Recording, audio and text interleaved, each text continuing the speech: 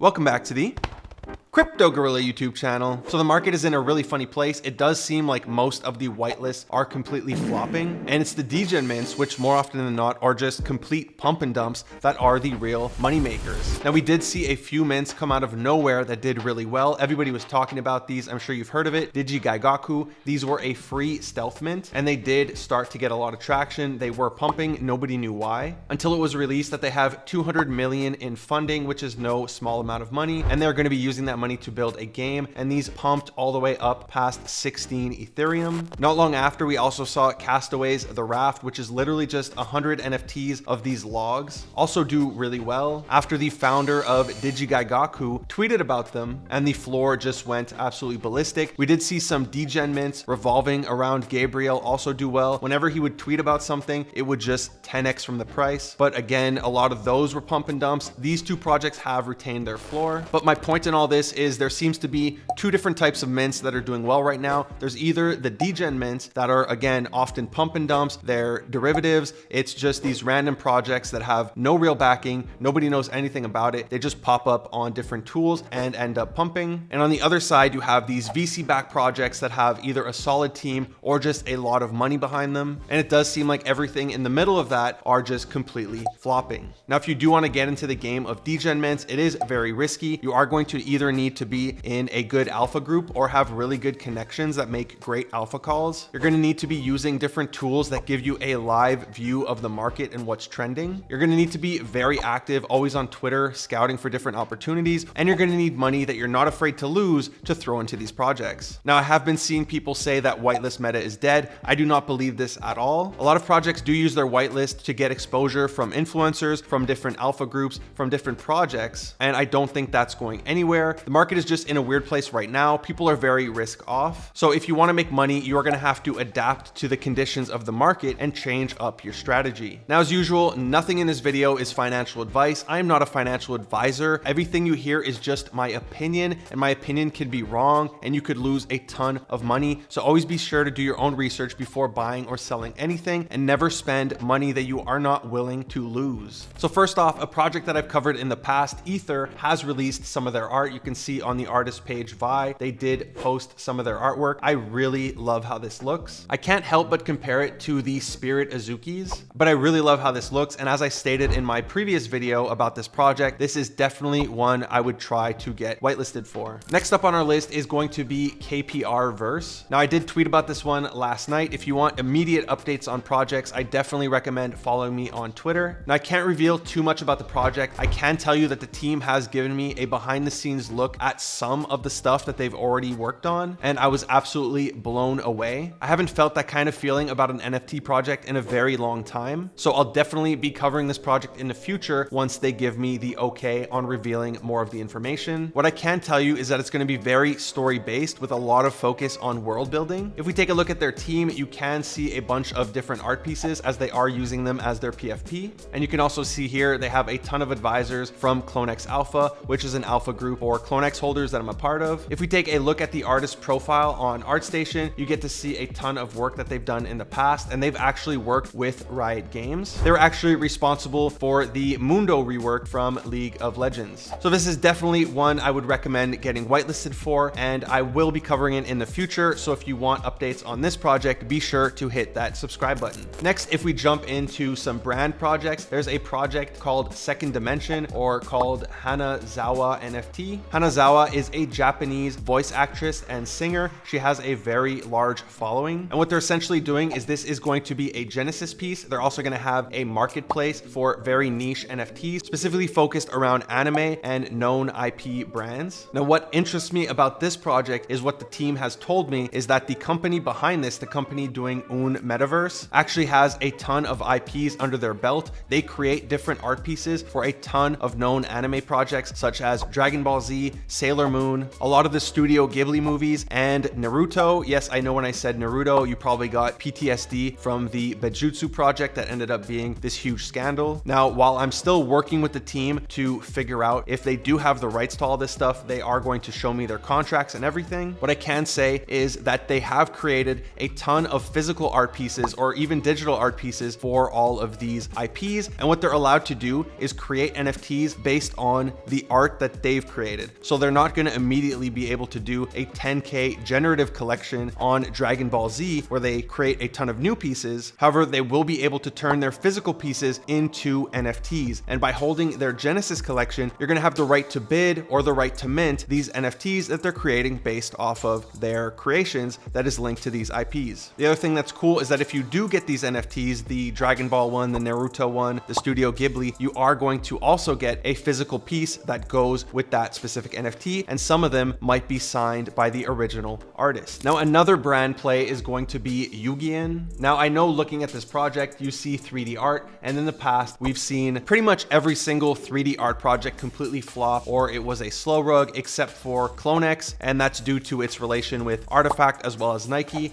who just had their forging event, which is something we're going to talk about later in this video because I do want to express my feelings on the forging. And while I do like the look of this 3D art, they are going for that whole metaverse play, and they are going to have a demo or a beta out of their metaverse before they mint. Now, the artist behind this is very talented. He did create these different trailers for music videos, and they're really cool. They are very well done in my opinion. So they definitely have a good artist that is capable behind this project. But what I personally like is what I've been shown behind the scenes is that the company behind this, they have access to a ton of brands and IPs, and they plan on doing collaborations with different anime projects as well as a ton of different luxury brands that they've worked with in the past. Now, I can't show you their pitch deck because it is private. However, I do also know the advising team who are very well connected in Web3, in Web2, as well as in Asia, the Asian market, with a ton of different brands, as well as like Hollywood. I don't know how to call the Asian Hollywood. They're very well connected, and they do attend on trying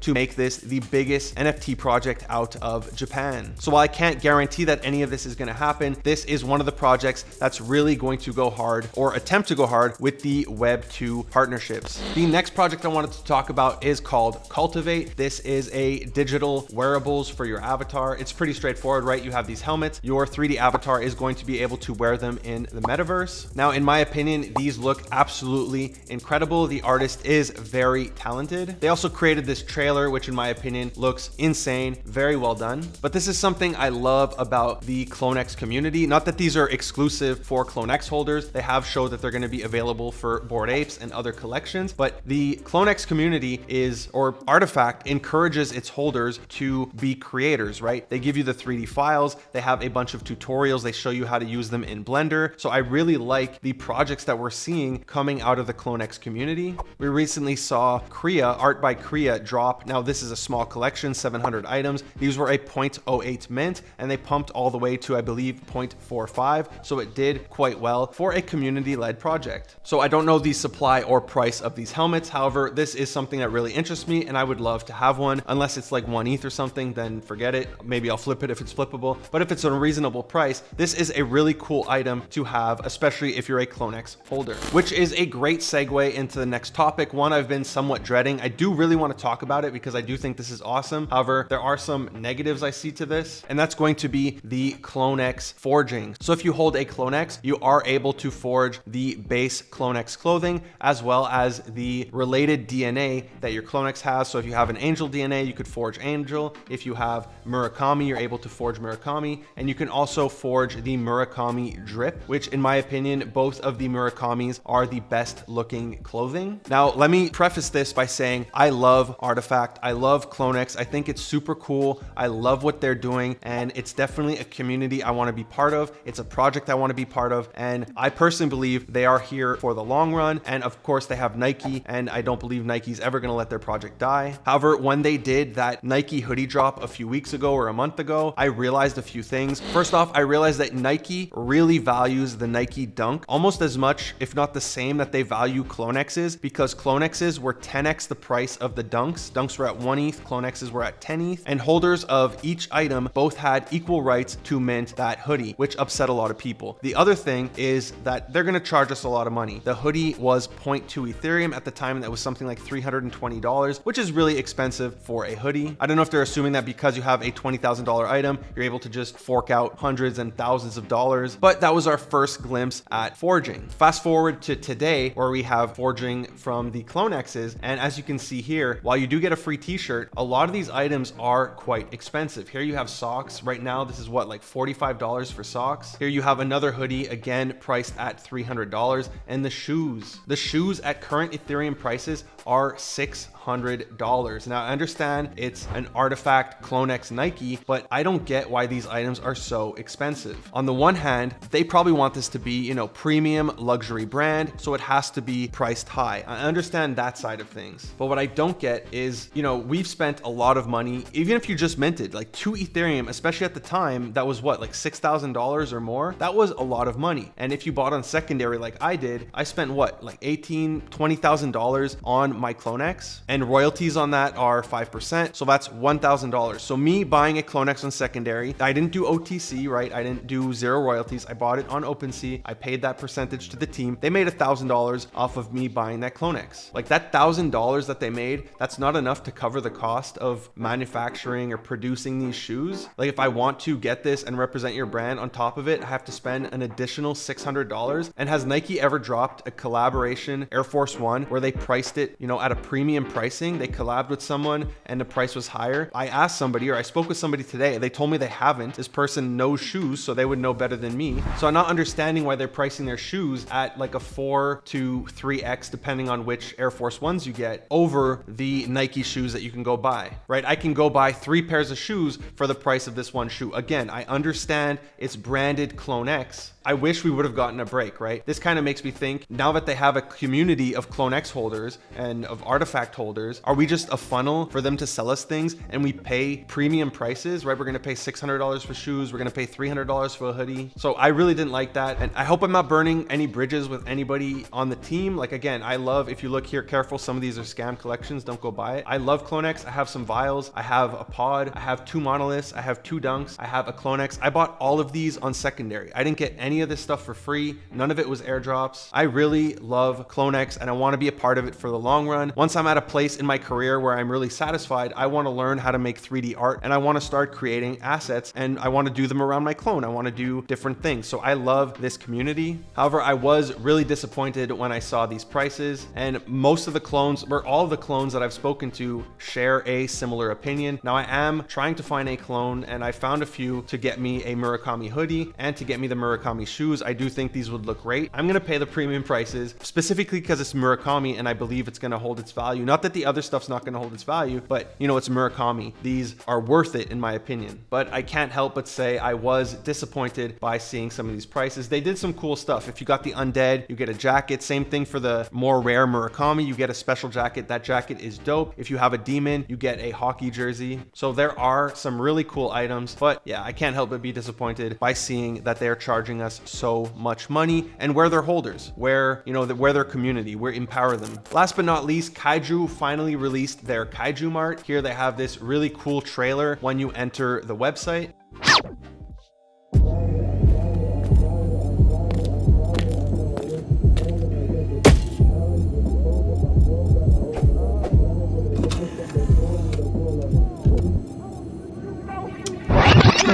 I know I am smelling like double. I don't even smoke with my.